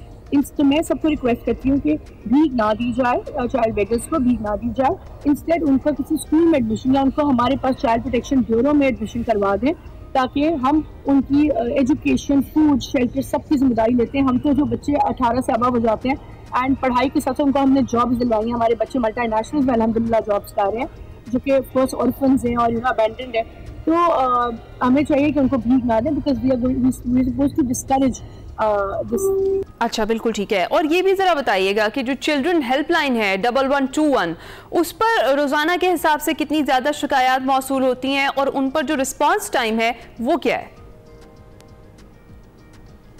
जी child protection child protection bureau की जो हेल्पलाइन है 1121, उस पर रोज़ाना तकरीबन 20 to 25 20 से 25 कॉलें मौसूल होती है डिफरेंट जराइम जो बच्चों के खिलाफ हो रहे होते हैं उनके लिए। और इसका रिस्पॉन्स टाइम तकरीबन 1 घंटा होता है कि अगर हमें कोई केस रिपोर्ट हुआ कि इस लोकेशन से पे कोई बच्चा अबैंडन्ड है तो विदिन 1 आवर हमारी टीम वहाँ पहुँचती है उसी डिस्ट्रिक्ट में और वहाँ पहुँचकर उस बच्चे को रेस्क्यू करती है। कुछ अभी डिस्ट्रिक्ट हैं जहाँ पे हमारे ब्यूरोज अभी इस्टेब्लिश हो रहे हैं, अंडर प्रोसेस है, उधर उसको थोड़ा ज़्यादा टाइम लगता है, लेकिन हम बच्चे को एज सून एज पॉसिबल सबसे पहला हमारी प्रायोरिटी थी उसको रेस्क्यू करके प्रोटेक्टिव अपनी कस्टडी में। अच्छा, बड़ा ज़बरदस्त रिस्पांस टाइम है। और ये भी बताइएगा सारा साहिबा, ये जो गुड टच और बैड टच है इससे मुतालिक अब निसाब में शामिल कर लिया गया है, मज़ीद क्या क्या किया जा रहा है बच्चों की आगाही के लिए? जी बिल्कुल, good touch and bad touch का फ़र्क बच्चों को सिखाना बहुत ज़रूरी है। इसको जो है टेक्स्ट बुक्स में शामिल किया गया है पंजाब गवर्नमेंट की तरफ से, और इसके अलावा चाइल्ड प्रोटेक्शन वेलफेयर ब्यूरो काफ़ी ज़्यादा कैंपेन्स कर रहे हैं कम्युनिटी लेवल पे, डिस्ट्रिक्ट लेवल पे, ताकि बच्चों को ये आगाही दी जाए। स्कूल्स में एंड मदरसों में हमने इंटरफेथ कम्युनिटीज़ का ग्रुप बनाया है, चाइल्ड प्रोटेक्शन इंटरफेथ लीडर्स का, जिसमें तमाम मज़ाहिब से लोगों को हमने इन्वॉल्व किया। मैं खुद चर्च गई हूँ और वहाँ जाकर अवेयरनेस कैंपेन की है। तो हम इसी तरह मदरसों में जुम्मे के खुतबे में इन जगहों को टारगेट कर रहे हैं रिलीजियस लीडर्स को इन्वॉल्व करके, ताकि ज़्यादा से ज़्यादा हमारा मैसेज नीचे पहुँच सके। बहुत बहुत शुक्रिया सारा अहमद साहिबा हमारे साथ मौजूद थी, चेयरपर्सन है चाइल्ड प्रोटेक्शन ब्यूरो पंजाब की। और जिस तरीके से चाइल्ड प्रोटेक्शन ब्यूरो काम कर रहा है वो भी ज़बरदस्त है, पॉलिसीज़ बनाई जा रही हैं, उन पर भी मजीद काम हो रहा है, बच्चों की आगाही के लिए, उनकी अवेयरनेस के लिए भी काम हो रहा है, तो बहुत ही ज़बरदस्त चीज़ें हैं। जनाब, आज क्योंकि बच्चों का आलमी दिन है, इस पर हमने चाइल्ड स्पेशलिस्ट से भी बात करनी है। अभी हम ब्रेक पर जाएंगे, ब्रेक के बाद जब वापस आएंगे तो उनसे गुफ्तगू करेंगे। नाज़रीन, क्लाइमेट चेंज के हवाले से बात करेंगे। क्लाइमेट चेंज पूरी दुनिया के लिए ख़तरनाक सूरत हाल इख्तियार कर चुका है, जबकि ये जो मौसमियाती तब्दीली है इसमें किरदार ना होने के बावजूद पाकिस्तान माहौलियाती असरात की लपेट में है। पाकिस्तान तरक्की पजीर मुल्क है, हर तीसरे साल मौसमियाती तब्दीली के जो मुज़र असरात हैं उस पर GDP का खातिर ख्वाह हिस्सा खर्च करना पड़ जाता है। कीमती और महदूद वसाइल तरक्की की बजाय मौसमियाती तब्दीली के मुज़र असरात से बचाव के लिए जो है वो इस्तेमाल कर दिए जाते हैं, जबकि मानसून और सैलाब से होने वाले जो नुकसानात हैं उससे भी पाकिस्तान खासा मुतासिर हो रहा है और इन सैलाबों में करोड़ों लोग दरबदर हुए, जबकि मुल्क के बड़े शहरों में स्मॉग की सूरत हाल भी खतरनाक हो चुकी है। गुज़िश्ता रोज़ वफाकी वज़ीर बराए मौसमियाती तब्दीली डॉक्टर मुसद्दिक मलिक और चेयरमैन NDMA ने इस्लामाबाद में प्रेस कॉन्फ्रेंस की। मुसद्दिक मलिक ने कहा कि सियासत का मकसद अवाम का मुकदमा लड़ना है, मौसमियाती तब्दीली से लोगों को नुकसानात भी सियासत का मौजू बना होना चाहिए। उन्होंने कहा कि हमारी GDP 2-3% बढ़ती है, लेकिन सिर्फ 2022 के सैलाब के नुकसानात मुल्क की 9% GDP के बराबर थे।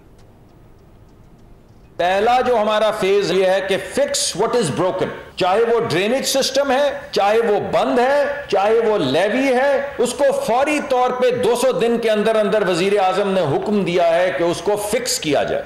और वो तबाही से हटने का क्या तरीका है? तबाही आ रही है, कुदरत की तबाही है, तो वाहिद तरीका यह है कि तबाही से पहले आपको पता हो कि तबाही आ रही है। Chairman NDMA lieutenant general Nadeem Haider Malik ने बताया कि आइंदा मानसून में पिछले साल की निस्बत ज़्यादा बारिशें होंगी और सैलाब भी मुतवक्के हैं। चूँकि ग्लोबली टेम्परेचर है, हमारा सर्दियों का स्पैन कम होगा, बट इस साल सर्दियों की जो इंटेंसिटी है उसमें फैलाव ज़्यादा नहीं है, बट उसके अंदर हम समझते हैं कि गिलगित बल्तिस्तान या हमारे शुमाली इलाका जात में मामूल से थोड़ी ज़्यादा बर्फ़ पड़ेगी, जिसका मतलब ये होगा कि वक्त से ज़रूरत से ज़्यादा या वक्त से पहले ये ग्लेशियर्स की मेल्टिंग होगी। इसी पर बात करेंगे। हमें ज्वाइन कर चुकी हैं मरियम शब्बीर साहिबा, माहिर माहौलियात हैं। Thank you so much Maryam for joining us. जो जिस तरीके से अभी हम बात कर रहे हैं कि मौसमियाती तब्दीली में किरदार पाकिस्तान का नहीं है, लेकिन उससे मुतासिर पाकिस्तान सबसे ज़्यादा है और उसकी लपेट में है, जिससे हमारी GDP का अच्छा खासा जो हिस्सा है वो इस पर लग जाता है। क्या कहेंगी आप? जी बिल्कुल बिल्कुल ऐसा ही है। ना सिर्फ हमारी जीडीपी का इस पर हिस्सा काफ़ी लग जाता है, बल्कि हर साल जब सैलाब आते हैं, हमारी जो हीट वेव्स आती हैं, ग्लेशियर मेल्टिंग की वजह से जो आपके रिवराइन फ्लड्स क्रिएट होते हैं, चाहे इंडिया पानी छोड़ रहा है, चाहे हमारे लोकल कंडीशंस की वजह से, फिर स्मॉग का इशू का जो आपने जिक्र किया, एयर पोल्यूशन जो थ्रू आउट द ईयर रहती है, और फिर लॉन्ग टर्म ड्राउट हमारा थरपारकर के एरिया में रहता है। ये सारे आपके ऐसे इशू हैं जो आपकी इकोनॉमी को बहुत ज़्यादा मुतासर करते हैं, और इकोनॉमी में आपके हेल्थ सेक्टर भी इसमें ऑफ कोर्स कंट्रीब्यूट करता है, लेकिन खासतौर पर जो सैलाब होते हैं वो आपके इंफ्रास्ट्रक्चर को तबाह करते हैं। एक तो इकोनॉमी का वो बड़ा स्ट्रॉन्ग आपका पिलर, उसका नुकसान होता है। इसके अलावा आप ये देखें कि जो लोगों के घरों के नुकसान होते हैं, एजुकेशनल इंस्टीट्यूट डिस्ट्रॉय होते हैं, लोगों के बिजनेसेस तबाह होते हैं, और सैलाब खास तौर पर ये जो फसलों के नुकसान करता है, जो हमारा एग्रीकल्चर सेक्टर है वो बहुत इंपॉर्टेंट पिलर है हमारी जीडीपी में कंट्रीब्यूट करने का।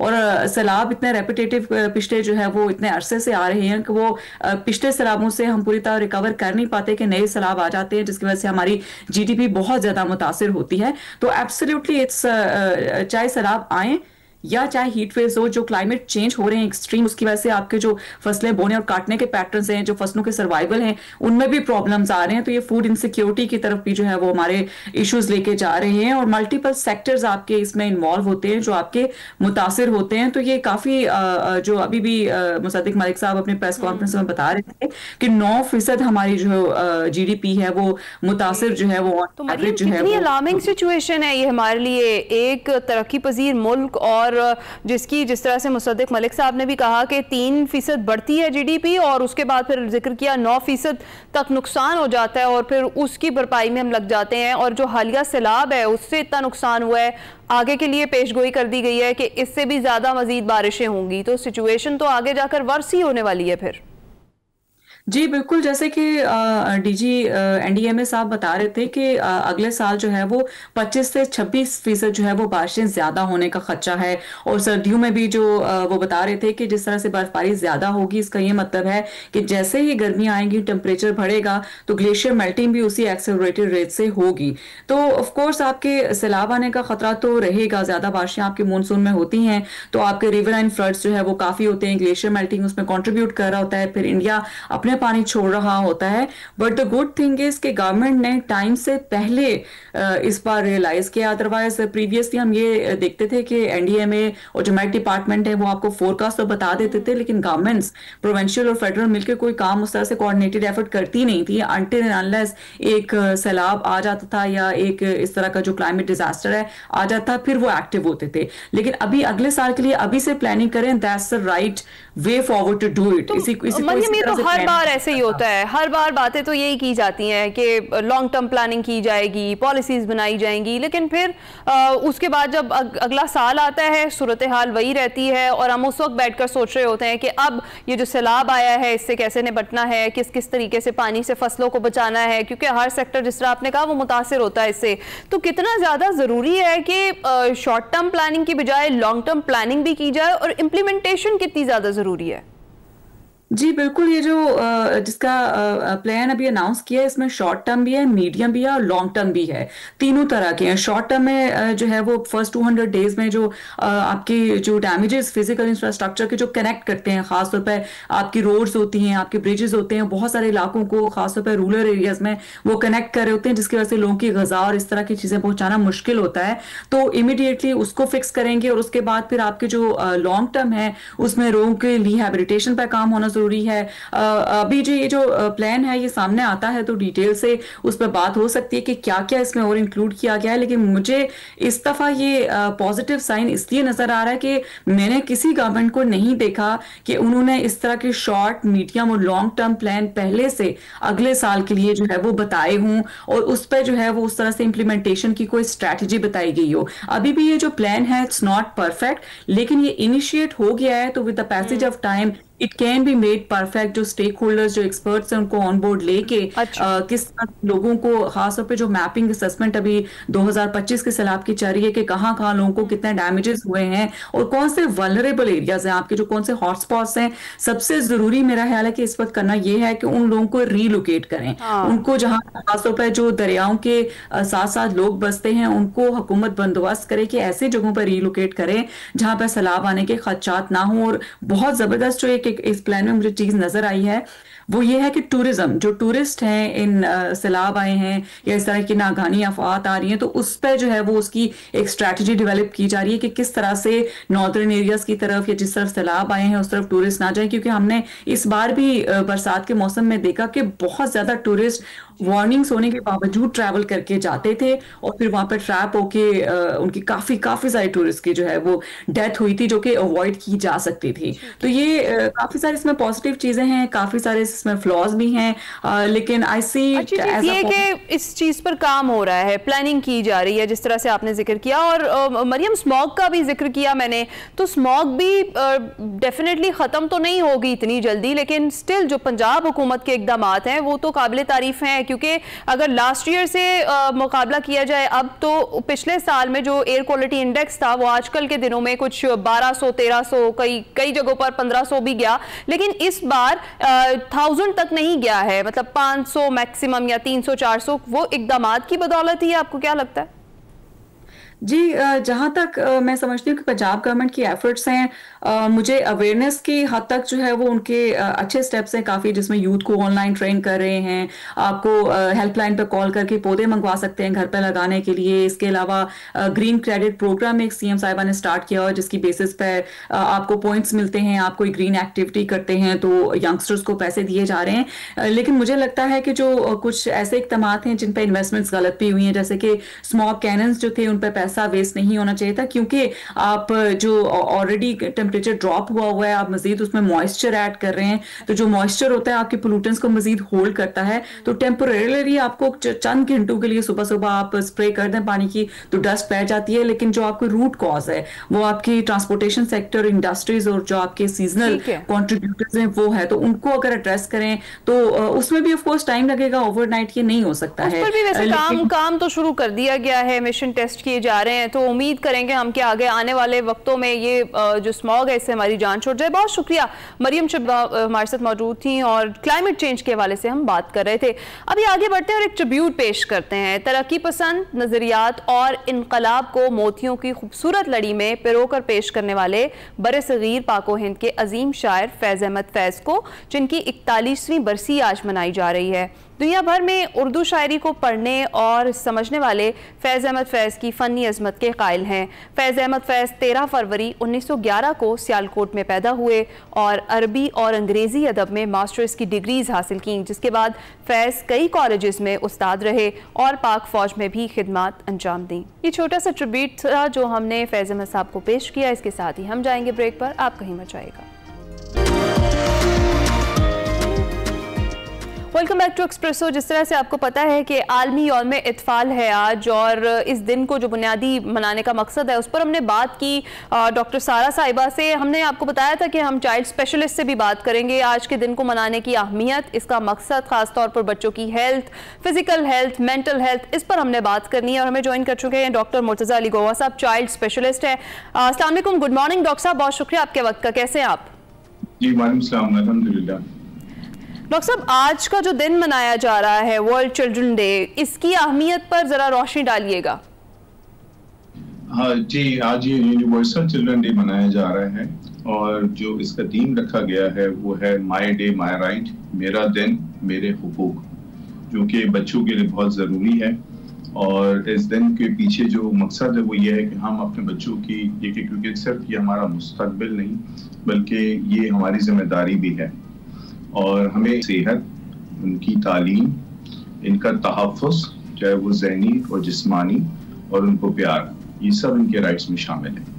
बिल्कुल ठीक। अच्छा डॉक्टर साहब, अगर हम बात कर रहे हैं बच्चों की सेहत के हवाले से, तो वो कितनी ज़्यादा इम्पॉर्टेंट है, और बच्चों की सेहत और तालीम ख़ास तौर पर ये एक बुनियादी जिम्मेदारी है, ये वालिदैन की जिम्मेदारी है या फिर जो इनका तहफ़्फ़ुज़, जो इनकी प्रोटेक्शन है वो पूरे मुआशरे की जिम्मेदारी बनती है?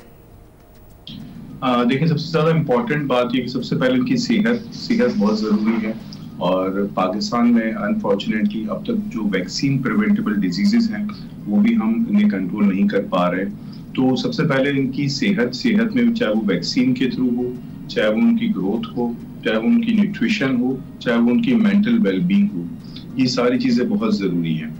साथ साथ ये सिर्फ माँ बाप की जिम्मेदारी तो है ही है, हुकूमत की भी जिम्मेदारी और हम सब की जिम्मेदारी है कि हम अपने बच्चों का मुस्तकबिल सेव करें और उनको एक सेहतमंद मुआशरा प्रोवाइड करें, उनकी सेहत के हिसाब से, उनकी तालीम के हिसाब से, उनकी वेलबींग के हिसाब से। ठीक है, आपने डॉक्टर साहब जिक्र किया जो बच्चों की फिजिकल हेल्थ है उस पर तो थोड़ा बहुत फोकस किया जाता है, पेरेंट्स उस पर अलर्ट होते हैं, लेकिन जो बच्चों की मेंटल हेल्थ है, जो मेंटल कंडीशंस हैं, ख़ास तौर पर इस दौर जदीद में जब गैजेट्स का इस्तेमाल बहुत बढ़ गया है, बिहेवियरल चेंजेस जो हैं वो हमें दिखाई देते हैं, उस पर कितना ज़्यादा ज़रूरी होता है काम करना और उसको भांपते हुए किसी डॉक्टर को कंसल्ट करना, साइकियाट्रिस्ट को कंसल्ट करना, ताकि बच्चे को अभी से उससे निकाला जा सके, वरना फिर आगे चलकर वो बेरारवी का शिकार हो जाएगा। जी बिल्कुल सही कहा आपने। ये जो डिजिटल एक्सपोजर जो हमारे बच्चों में आ रहा है, इसकी वजह से बहुत सारे मसाइल, जहनी दबाव, जहनी तनासुर, बहुत सारी चीजें डेवलप हो रही है और ये हम सबकी जिम्मेदारी है और पेरेंट्स की खासकर जिम्मेदारी है कि बच्चे को असेस करें कि क्या उसके बिहेवियर में चेंजेस आ रहे हैं, क्या उसकी मतलब पढ़ाई में दखल आ रहा है, क्या उसका माशरे में या उसका बिहेवियर चेंजेस है, तो उसे आपने फौरन एड्रेस करना है। और ये सारे जो डिजिटल एक्सपोजर हो रहे हैं उसकी वजह से बहुत सारी बीमारियां जन्म ले रही हैं, बहुत सारी जिस्मानी एज वेल एज जहनी बीमारियां डेवलप हो रही है जिनका आपने फौरी कंसल्ट करना जरूरी होता है। जैसे आजकल ऑटिज्म बहुत ज्यादा कॉमन हो रहा है, ADHD, attention deficit hyper activity disorders, ये सारी जो बीमारियां अब इस दौर जदीद में पिछले लास्ट 2 डिकेड से हम देख रहे हैं कि बहुत ज्यादा बच्चों में पाई जा रही है। और इसका one of the main reason जो है वो ये गैजेट्स, ये डिजिटल एक्सपोजर और बहुत ज्यादा मोबाइल्स और ये सारे यूज करने से हो रहा है। तो डॉक्टर साहब, कहीं ना कहीं पेरेंट्स का या घर वालों का जो सख्त रवैया है या डांट डपट है वो भी नफ्सियाती मसाइल का सबब बनता है बच्चों के लिए? जी बिल्कुल, इसमें दोनों तरफ से हमें देखना होगा, क्योंकि ये जो जनरेशन 2000 के बाद जो पैदा हुई, ये जनरेशन Z कहलाती है और इनके मसाइल बहुत ज्यादा हैं। इन्हें सिर्फ आप डांट डपट से कंट्रोल नहीं कर सकते, इन्हें बहुत प्यार की तवज्जो की जरूरत होती है और इन्हें कोलैटरल मिलके उनसे डील करना है, वरना ये आपके डांटने से डपटने से ये और मतलब आपके उससे बाहर आ जाते हैं। तो मेरा ये ख्याल है कि सिर्फ डांटने डपटने से काम नहीं होगा, इसे हम सबको कलेक्टिवली मिलकर बैठना होगा, हमें एजुकेशन देनी होगी पेरेंट्स को भी और बच्चों को भी। और गैजेट्स का कंट्रोल ये बहुत जरूरी है, वरना ये सब मामला जो है इनके स्कूल में बुलिंग होना, स्कूल में बहुत सारे मसाइल होना, और अगर आप देखें तो हर पेरेंट्स आजकल परेशान है बिकॉज आफ्टर दिस कोविड, जब से बहुत सारी ऑनलाइन टीचिंग शुरू हो गई जो ये डिजिटल मीडिया पे और बच्चों को हमने गैजेट्स दे दिए, तो एक तरफ उसका फायदा तो जरूर हुआ लेकिन साथ साथ उसके नुकसान भी बहुत हुए हैं। ठीक है, तो डॉक्टर साहब ये सब वो खतरात है जिनसे बच्चों को बचाना ज़रूरी है, तो आपको क्या लगता है कितना इम्पोर्टेंट है बच्चों की काउंसलिंग के साथ साथ पेरेंट्स की काउंसलिंग होना? जी, इसे हम कहते हैं कॉग्निटिव बिहेवियर थेरेपी, कि सिर्फ बच्चे की काउंसलिंग नहीं करनी, पेरेंट्स की भी काउंसलिंग करनी है। पेरेंट्स को भी समझाना है कि बच्चे के साथ कैसे रहना है, घर में कैसा माहौल होना चाहिए, क्योंकि बच्चे जो है वो पेरेंट्स से सीखते हैं। They are the first teachers. जो बच्चे के होते हैं वो पेरेंट्स होते हैं और उनके आइडियल हीरोज पेरेंट्स ही होते हैं। तो ये बहुत जरूरी है कि हम अपने माशरे में एजुकेट करें, पेरेंट्स को भी एजुकेट करें और बच्चों को भी। Definitely it's very important. तो डॉक्टर साहब, पहला स्टेप क्या लेना चाहिए पेरेंट्स को? सबसे पहले तो यही हमें पहले तो पेरेंट्स को एजुकेट करना है, वाया सोशल मीडिया करें, स्कूल हेल्थ सर्विसेज प्रोग्राम को एनहांस करें, क्योंकि वही आपका मेन मीडियम सोर्स वही है। वहां से दोनों की एजुकेशन बहुत जरूरी है ताकि हम इन बच्चों को सेव कर सकें। ठीक है, और डॉक्टर साहब आज के दिन के हवाले से कोई पैगाम आप देना चाहेंगे? हमारे आज यूनिवर्सल चिल्ड्रन डे के हवाले से बस यही पैगाम है कि सबसे पहले तो बच्चे की सेहत, हमारी पाकिस्तान इस वक्त अभी भी पोलियो में सफर कर रहा है, अभी भी 2 कंट्रीज पाकिस्तान और अफगानिस्तान, तो हम यही एनफोर्स करेंगे कि वैक्सीनेशन, क्योंकि 12 जानलेवा बीमारियों से जो बचाव की वैक्सीनेशन प्रोवाइड की जाती है गवर्नमेंट की तरफ से, प्लीज अपने बच्चों को वैक्सीनेट करवाएं, नंबर 1।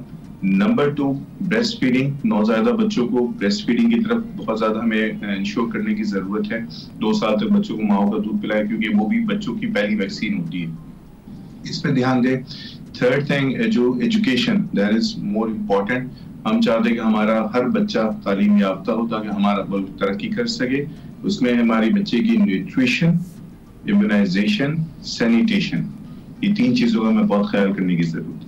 ठीक है, बहुत शुक्रिया। डॉक्टर मुर्तज़ा अली साहब हमारे साथ मौजूद थे। चिल्ड्रन डे की हम बात कर रहे थे, बच्चों के हुकूक के हवाले से बात कर रहे थे, और किस तरह से सिर्फ बच्चों की काउंसलिंग ज़रूरी नहीं है, उसके साथ साथ उनके पेरेंट्स की काउंसलिंग भी ज़रूरी है। उस पर फोकस करना कितना ज़्यादा ज़रूरी है, इस पर हमने बात की। अभी हम जाएंगे ब्रेक पर।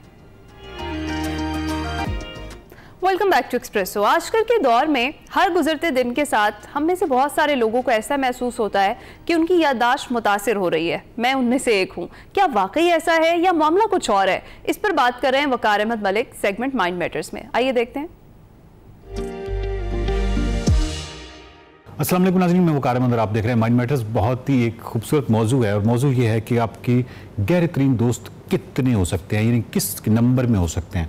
आप समझ सकते हैं कि आज के हवाले से ये रेलेवेंट सवाल है, आजकल के दौर के हवाले से ये इसलिए रेलेवेंट सवाल है क्योंकि अब आपके पास फ्रेंड्स 5000 की जो लिमिट है वो तो फेसबुक की है, अदरवाइज़ फॉलोअर्स वो तो शायद आप लाखों में हो सकते हैं। इंसानी जो यादाश्त है या हयातियाती अगर पस मंज़र इंसान का देखें तो वो कितने रिलेशनशिप्स होल्ड कर सकता है, कितने ऐसे सोशल कॉन्ट्रैक्ट्स रख सकता है। इसके हवाले से रॉबिन डमर ने बहुत ही कमाल काम किया। उन्होंने प्राइमेट्स पे काम किया, उन्होंने उन तमाम स्पीशीज़ को देखा, उन्होंने ये देखा कि कौन कितने सोशल कॉन्ट्रैक्ट्स जो है वो मेंटेन कर सकता है, और उसके बाद उसके ब्रेन साइज़ को लेके और फिर ह्यूमन के ब्रेन साइज़ को लेके उन्होंने बहुत अच्छा प्रेडिक्ट ये किया कि इंसान जो है वो 150 मीनिंगफुल रिलेशनशिप रख सकता है, ऐसे कॉन्ट्रैक्ट्स रख सकता है। और इससे मुराद ये है कि कोई भी फ़र्द जब आपके सामने आए तो उसका पूरा पस मंज़र और उसके साथ आपका जो ताल्लुक़ है उसकी पूरी हिस्ट्री आपके फौरी तौर पे सामने आ जाए। तो इस तरह का रिलेशनशिप का जो मैक्सिमम नंबर है वो 150, और ये 150 जो है ये इंसानी तारीख में बहुत अहम रहा भी है। महल्ला जो है जब 150 से ज़्यादा होता है तो अजनबियत दर आती है। बहुत सारी जो फ़ौजें थी उनका जो बहुत ही मिनिमल यूनिट था वो 150 था। इसी तरह क्योंकि इसके बाद जो इंटीमेसी या आपस के जो ताल्लुक़ है ये ख़त्म हो जाता है, कम्युनिटी के तस्वुर जो है वो 150 तक मैक्सिमम है। अच्छा, उसके बाद अगर 150 हाउस होल्ड भी हो सकते हैं अगर कम्युनिटी की हम बात करते हैं। अच्छा, उसके बाद वो कहते हैं कि आपके जो गहरे तरीन दोस्त हैं वो कितने हो सकते हैं, तो उसको 5 कहते हैं। और 5 गहरे तरीन की डेफिनेशन ये है कि जो हर वक्त राब्ते में तमाम आपकी हर ज़रूरत में काम आना, दुख दर्द का साथी, वो तमाम इस तरह के जो दोस्त हैं वो 5 हो सकते हैं। 15 जो है वो रेगुलर फ्रेंड्स हो सकते हैं, यानी ये आप मैक्सिमम नंबर है जिसको आप होल्ड कर सकते हैं। ये वो है जो कि एक्जैक्टली राब्ते में रहते हैं और एक हमदिली या हमदर्दी की बुनियाद पे एक बहुत अच्छा आपके साथ उनके साथ रिलेशनशिप होता है। और इस रिलेशनशिप के साथ जो है एक और फ्रीक्वेंसी का भी उन्होंने जिक्र किया, वो ये है कि वो रिलेशनशिप यानी जो बहुत ही क्लोज़ आपके दोस्त हैं जो कि 5 हो सकते हैं, उन 5 के साथ आपका हर हफ्ते मिलना ज़रूरी है। और अगर आप हर हफ्ते नहीं मिलते तो इसमें साइकोलॉजिकली या यादाश्त के हवाले से या कई फैक्टर्स हैं जिससे रिलेशनशिप मुतासर होने का खदशा होता है। गो कि हो सकता है कि आप उससे अवेयर ना हो, लेकिन वो आहिस्ता आहिस्ता हो रहा बिल्कुल ऐसे जिस तरह आप पौधों को पानी देते हैं और जब पानी नहीं देते तो पौधे जो हैं मुरझा जाते हैं। तो ये बिल्कुल एक रेगुलर उसको पानी देने वाली बात है। तो हर हफ्ते में मिलना ज़रूरी है जो वो वाले दोस्त हैं जो कि गहरे तरीन दोस्त हैं 5। और जो 15 रेगुलर हैं उसके लिए वो कहते हैं कि महीने में एक दफ़ा मिलना ज़रूरी है। और गो कि ये आप ये कह सकते हैं कि अभी इसके बहुत सारे अल्टरनेट्स आ गए हैं, ऐसे कि मुतबादिल आ गए हैं कि हमारे वक्त सोशल मीडिया पे एक दूसरे से कनेक्टेड होते हैं, चाहे वो गहरे दोस्त भी हों, और इसी तरह फ़ोन पे भी रहते हैं।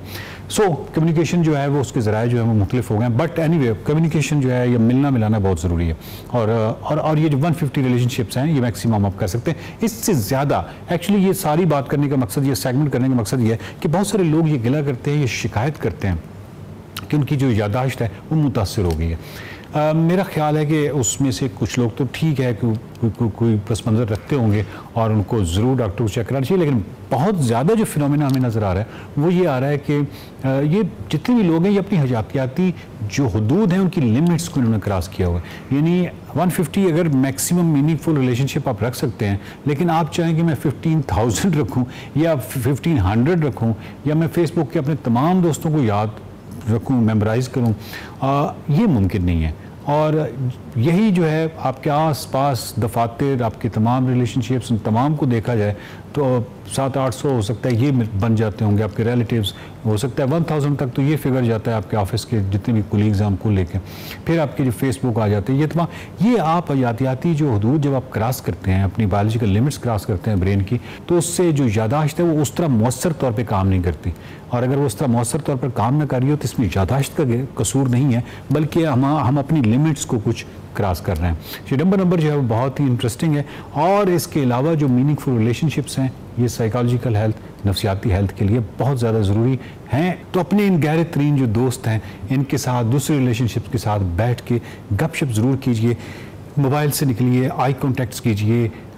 थड़ों पे जो लोग गुफ्तगू करते हैं वो अगर बहुत ज़्यादा ना हो, मतलब जब वो बहुत ज़्यादा हो जाती है तो वक्त का ज़िया है, लेकिन अदरवाइज़ वो नफ्सियाती सेहत के लिए बहुत अच्छी है। और हफ्ते में 2, 3, 4 दफ़ा ऐसे मौके ज़रूर पैदा कीजिए जिसमें आप बस गुफ्तगू करें, चाहे लाजानी गुफ्तगू हो, चाहे वो बिल्कुल मीनिंगलेस गुफ्तगू हो, आप बैठे जिस तरह दोस्तों के साथ कह के लगाइए। इससे आपके कथारसिस होता है, ज़हनी दबाव के हवाले से, डिप्रेशन के हवाले से, बहुत सारी चीज़ों के हवाले से ये बहुत ज़रूरी है। और बहुत अरसे से हमारा आई कॉन्टेक्ट जो है उसको वो बहुत कम हो गया है। और वो आई कॉन्टेक्ट कम होने की वजह क्या है? आपके आगे जो एक रेक्टेंगुलर शेप की डिवाइस हर वक्त आपके सामने होती है जिसको मोबाइल कहते हैं, इससे निकलिए। तो अपनी फैमिली के साथ, दोस्तों के साथ बैठिए, बात कीजिए और मोबाइल को साइड पे कीजिए, आंखों में आंखें डालकर बात कीजिए जिस तरह इंसानों के साथ किया करते थे। इसका फ़ायदा ये होगा कि आपको बहुत सारे ऐसे नफ्सियाती आर्ज़े और बहुत सारे ऐसे मामलात जिस वक्त दुनिया को दरपेश हैं, आप उनसे महफूज रहेंगे। देखते रहिए mind matters. Welcome back to Expresso. आज हमारे साथ एक ऐसी शख्सियत मौजूद हैं जिन्होंने पाकिस्तान में बच्चों के दिल के इलाज को नई संप दी है। वो न सिर्फ एक शानदार डॉक्टर हैं बल्कि एक मुहक्किक, ट्रेनर, स्पीकर और माशरे में तब्दीली लाने वाली एक मजबूत आवाज़ भी हैं। हम बात कर रहे हैं डॉक्टर आलिया कमाल हसन की। Doctor Alia assistant professor of paediatric cardiology हैं और पाकिस्तान में वो चंद माहिरीन में से हैं जिन्होंने डबल फेलोशिप हासिल की है। उन्होंने मलेशिया के पीड्स कार्डियक इमेजिनिंग से IGN की तीसरी फेलोशिप अटैचमेंट मुकम्मल करके सिंध की पहली वो डॉक्टर बनी है। और डॉक्टर आलिया की जो एक्सपर्टीज़ है वो तो बहुत ज़्यादा है। इसके साथ साथ पाकिस्तान कार्डियक सोसाइटी और पाकिस्तान पीडियाट्रिक एसोसिएशन की लाइफ टाइम मेंबर हैं। ख़वातीन की सेहत के हवाले से आलमी गो रेड फॉर विमेन की मेंबर भी हैं। कौमी और बैनुल अक़वामी सतह पर मुतादिद रिसर्च पब्लिकेशंस के साथ मलेशिया में भी उनकी तहकीक शामिल है। वो मुख्तलिफ कॉन्फ्रेंसेस और साइंसी जो सेमिनार्स हैं उनमें उनकी की नोट स्पीकर हैं और प्रेजेंटर के तौर पर पाकिस्तान की नुमाइंदगी करती हैं। और शायद उनके काम का सबसे रोशन पहलू है कि उनकी फलाही खिदमात, जिनके NICVD में पीडियाट्रिक कार्डियोलॉजी डिपार्टमेंट की रीवैम्पिंग एक नुमाया जो साइनेचर प्रोजेक्ट के तौर पर शामिल है। मजीद डॉक्टर आलिया से बात है। डॉक्टर आलिया कमाल अहसन हमारे साथ ही मौजूद हैं। अस्सलाम वालेकुम डॉक्टर साहिबा, गुड मॉर्निंग, आप कैसी हैं? वालेकुम सलाम, thank you for my introduction and I am pretty good. बहुत बहुत शुक्रिया मुझे इस प्रोग्राम में इनवाइट करने का। डॉक्टर साहिबा, सबसे पहले तो पीडियाट्रिक कार्डियोलॉजी में तीसरी जो खुसूसी फेलोशिप अटैचमेंट मुकम्मल करने पर हम आपको मुबारकबाद देंगे। आप क्या कहेंगी इस हवाले से? Thank you so much. Actually it's been बहुत लंबी जर्नी थी, इट्स नॉट इजी। पहले आपने पीड्स में करते हैं, फिर पीड्स कार्डियोलॉजी में करते हैं, फिर पीडियाट्रिक इमेजिंग। इसकी वजह ये थी कि पाकिस्तान में इसमें जो है इतना काम नहीं हो रहा और इट्स अबाउट टाइम कि जिस तरह पूरी दुनिया में उन्होंने किया हुआ है कि हम भी पाकिस्तान में इसको डेवलप करें और कम्प्लेक्स कार्डियक सर्जरीज करवाएं, जो कि हमारे बच्चों को, हमारे सिंध के, पाकिस्तान के बच्चों को अभी ज़रूरत है। ठीक है। अच्छा डॉक्टर साहिबा, बच्चों की अगर बात करें तो बच्चों में दिल के जो मसाइल हैं उनकी सबसे बड़ी अलामात क्या होती हैं? सिम्टम्स कौन कौन से होते हैं जिन्हें वालिदैन अक्सर नज़रअंदाज कर देते हैं? ओके, बच्चों में सबसे बड़ी बात यह है कि बच्चों में आप पहली बात यह कि सिम्टम्स क्या होते हैं। बच्चा अगर नीला पड़ रहा है, ठीक है, तो दैट्स अ बिग सिम्टम। उसके अलावा बच्चा दूध छोड़ छोड़ के पी रहा है, पसीने आ रहे हैं छोड़ छोड़ के पीते हुए, तो इसका मतलब ये वो फेलियर में है। थर्ड उसका ये है कि वो सडनली बेहोश हो जाता है, चलते चलते बेहोश हो रहा है, एकदम से कह रहा है। या फोर्थ वो खुद कह रहा है कि उसके दिल की धड़कन बहुत तेज़ है, ठीक है, ऐसा लग रहा है कि दिल बाहर निकल के आ जाएगा। तो ये बहुत सारी अलामात हैं जिसमें ये है कि आपको दिल का कोई भी आर्जा हो सकता है। इसमें आपको स्ट्रक्चरल मतलब दिल में सुराख हो सकता है, तंग हो सकता है, दिल के करंट का मसला हो सकता है, दिल कमज़ोर हो सकता है, बहुत सारी अलामात हैं। ठीक है, तो डॉक्टर साहब एक और भी होती है, अक्सर छोटे बच्चों में कुछ ब्रेथ होल्डिंग स्पेल कहा जाता है, उसमें भी सिम्टम्स तो कुछ इसी तरह होते हैं जो आप बता रही हैं कि बच्चा नीला पड़ जाता है और सांस नहीं ले पा रहा होता। इसको तो वैसे यूजुअली बड़ा नॉर्मल लिया जाता है, हम अगर देखें अपनी फैमिलीज में तो इसको कहा जाता है कि ये 5 साल के बाद खुद ही ठीक हो जाएगा। अच्छा, नॉर्मली जो है ये ब्रेथ होल्डिंग स्पेल की भी यही अलामात होती हैं, तो हम लोग को लेकिन हमारे डिफरेंशियल्स होती हैं जिनको हमें रूल आउट करना पड़ता है। इसमें आपके दिल का मसला हो सकता है, दिमाग का मसला हो सकता है, तो आपको सब कुछ करना पड़ता है। लेकिन उसमें भी ये है कि आपका बच्चा सुबह उठते हुए जो है नीला पड़ रहा है, रोते हुए नीला पड़ रहा है, नहाते हुए नीला पड़ रहा है, चलते चलते एकदम से यूँ बैठ जाता है एक खास तरीके से जिसको हम स्क्वेटिंग कहते हैं, तो इसका मतलब मोस्ट लाइकली उसको दिल का अर्जा है। अच्छा, और डॉक्टर साहब कितना ज़रूरी है अर्ली डिटेक्शन या अर्ली डायग्नोसिस जो छोटे बच्चे हैं, ख़ासतौर पर जो कुछ नौज़ायदा बच्चे होते हैं उनके लिए, तो कौन कौन से टेस्ट ऐसे हैं जो इस सूरत हाल में मददगार साबित होते हैं? अच्छा, ये बहुत इंपॉर्टेंट है क्योंकि जब आप टाइमली एक चीज़ जो है डायग्नोस कर सकते हैं तो फिर उसके टाइमली इंटरवेंशन भी कर सकते हैं, और जब आप टाइमली कर लेते हैं तो उस बच्चे की ज़िंदगी, जो पूरी ज़िंदगी आप बचा लेते हैं। तो उसमें बेस्ट ये है, डेफिनेटली जब तक आपको ये नहीं पता होगा कि मसला क्या है, आप उसका हल कैसे निकालेंगे। 2 चीज़ें बहुत इंपॉर्टेंट है। अगर हम बच्चों से शुरू करें, जब बच्चा पेट में ही होता है वहीं से कुछ हमारे हाई रिस्क फैक्टर्स होते हैं, लाइक मदर डायबिटिक हैं, फैमिली हिस्ट्री है, बहुत सारी चीज़ें हैं, तो हम एक फीटल इको कराते हैं। फीटल इको में ये होता है कि बच्चा पेट में होता है, हम उस पर भी मालूम कर सकते हैं, जो हम NICVD में कर रहे हैं, और हमारा इसमें अच्छा खासा रेट आ रहा है। और फिर हम उसको गायनेकोलॉजिस्ट, इंटरवेंशनिस्ट, न्यूनेटोलॉजिस्ट के साथ मिलकर हम उसका डिलीवरी प्लान और फिर उसको किस तरह मैनेज करना है आफ्टर डिलीवरी, ये सब कुछ हम करते हैं।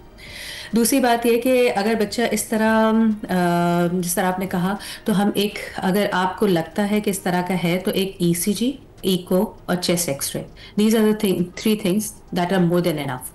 उसमें हमें जो है स्ट्रक्चरल प्रॉब्लम्स पता चल जाती हैं, हमें करंट का मसला पता चल जाता है, हमें दिल या फिर दिल के साथ फेफड़ों का कोई मसला होता है उसका अंदाज़ा हो जाता है। तो दीज आर द 3 बेसिक्स, और उसमें कोई मुज़ायका नहीं है, आप एक रूल आउट ही कर लेते हैं। ठीक है डॉक्टर साहब, ये तो बड़ी एक अच्छी चीज़ आपने बताई, जिस तरीके से जदीद तरीके से पहले ही मदर वूम में ही पता चला लिया जाता है कि अगर बच्चे को कोई हार्ट डिजीज़ है तो उसके बाद वो प्रॉपर प्लानिंग की जाती है, तो बड़ी ज़बरदस्त चीज़ है। इसके अलावा कौन कौन सी जदीद टेक्नोलॉजीज़ हैं या इंटरवेंशंस है जो पाकिस्तान में दस्तियाब हैं, और आपके ख्याल में पाकिस्तान में जो पीडियाट्रिक कार्डियोलॉजी है इसको मज़ीद बेहतर बनाने के लिए आपके नज़दीक कौन से ऐसे शोबे हैं जिनमें फ़ौरी तौर पर काम होना चाहिए? अच्छा, इसमें इंटरवेंशंस में ये है कि हमें इमेजिंग एक बहुत बड़ी चीज़ है जो पाकिस्तान में लैकिंग करती है। इसमें आपके CT आते हैं, CMRs आते हैं। जब आप एडल्ट कंजेनाइटल की बात करते हैं तो ये वो बच्चे हैं जो कि कंजेनाइटल प्रॉब्लम के साथ पैदा हुए थे, but due to intervention, surgeries and everything, तो अब वो 18 से बड़े हो गए हैं। So they are another group of people जिसको हम लोग कहते हैं अडल्ट कंजेनाइटल, क्योंकि इनमें कंजेनाइटल प्रॉब्लम्स भी हैं और अडल्ट प्रॉब्लम्स भी हैं, तो ये बिल्कुल डिफरेंट ग्रुप है। इसमें फिर CMR का रोल बहुत ज़्यादा आ जाता है। CT का रोल्स ये है कि जब आपने एक की सर्जरी की फिर भी आपको उसको लाइफ टाइम देखना है, उनकी कॉम्प्लिकेशंस को मैनेज करना है, तो उसमें CT का रोल बहुत आ जाता है, क्योंकि इको अमूमन जो है इतना आसान नहीं होता पिक करना। तो ये वो शोबे हैं। इसके अलावा बहुत सारे हैं इसमें। CT CMR के अलावा 4D फ्लो है, ये CT VR है, बहुत सारी चीज़ें हैं that can help the surgeon and interventionist both कि हमें आगे इसको फर्दर क्या मैनेज करना है, क्योंकि सबसे बड़ा हमारा प्रॉब्लम ये है कि हम एक ख़ास लेवल तक सर्जरीज कर रहे हैं मेजॉरिटीज़, लेकिन जो कॉम्प्लेक्स सर्जरीज हैं जिनके लिए अनफॉर्चुनेटली हमारे बच्चों को बाहर जाना पड़ रहा है, और इनमें से बहुत सारे ऐसे हैं जो बाहर का अफोर्ड नहीं कर सकते। एक सिंपल सी एग्जांपल देती हूँ, अभी मैंने एक जानने वाले का मलेशिया में करवाया है, उनका 60 लाख का आ रहा है कि कोई कॉम्प्लिकेशन नहीं है। अब 60 लाख कौन कौन दे सकता है? इट्स अ सिंपल रस्टेली, ये भी मैं नहीं कहूँगी कि बहुत कॉम्प्लेक्स सर्जरी है, लेकिन it is consider one of those. तो इन चीज़ों को डेवलप करने की हमारी बहुत ज़रूरत है, क्योंकि इस तरह के हमारे बच्चे बहुत हैं। दूसरी बात यह है कि किन शोबों में हमें पीट्स कार्डियोलॉजी अच्छे खासे हैं। अब हमें पाकिस्तान में ऑलमोस्ट 60, 70, 80 तक के करीब हैं ऑल ओवर पाकिस्तान। अब हमें क्या ज़रूरत है, अब हमें इसकी जो है सब स्पेशलिटीज़ को डेवलप करने की ज़रूरत है। इंटरवेंशंस काफ़ी लोग कर रहे हैं, कॉम्प्लेक्स में भी जा रहे हैं। अब न्यूनेटल इंटरवेंशन मीन्स नौज़ायदा बच्चों की इंटरवेंशंस पे और सर्जरीज़ पे ध्यान देने की ज़रूरत है, नंबर 1। नंबर 2, कॉम्प्लेक्स सर्जरीज जो कि पाकिस्तान में अभी हम नहीं दे रहे। अनफॉर्चुनेटली उनको सिंगल वेंट्रिकल की तरफ चले जाते हैं, जबकि उनको डुअल वेंट्रिकल का पूरा है और पूरी दुनिया में उनको मिल रहा है, वो हम नहीं कर रहे अभी। थर्ड, कार्डियक ट्रांसप्लांट एक ऐसी चीज़ है जिसमें हम लोग अभी पाकिस्तान काफ़ी पीछे हैं। So they are multiple venues. और इसके अलावा ये इंटरवेंशनिस्ट मीन्स जो सर्जरीज करते हैं और फिर जो आपका ICU स्पेशलिस्ट होता है वो भी बहुत कम है पाकिस्तान में, जो सिर्फ कार्डियक पेन हो। तो there are multiple venues, specialities Pakistan में काफ़ी जरूरत है। बहुत शुक्रिया डॉक्टर आलिया कमाल अहसन साहिबा हमारे साथ मौजूद थी। और जिस तरह से काम हो रहा है पाकिस्तान में, मजीद भी ज़रूरत है, तो उसके लिए भी हुकूमत को भी चाहिए वो भी इस चीज़ में सपोर्ट करे और काम करे। इसके साथ ही जी हम आपसे इजाज़त चाहेंगे, मुलाकात होगी कल, अपना ख्याल रखिएगा, फीडबैक ज़रूर दीजिएगा। अल्लाह हाफ़िज़।